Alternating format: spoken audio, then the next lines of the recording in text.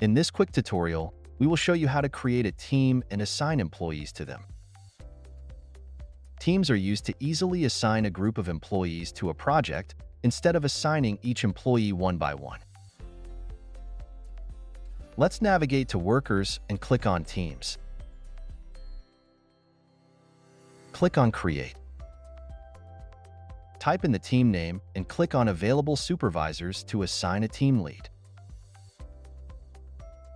Please note that only project leaders and general supervisors can be set as team leaders.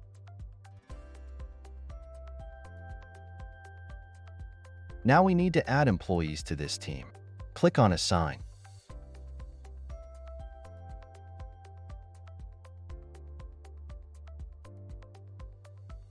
When done, click on Back to List.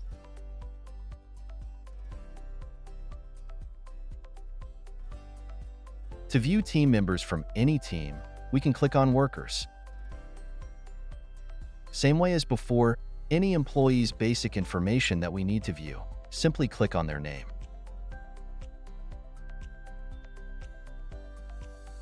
To change the team name or team leader, click on Edit.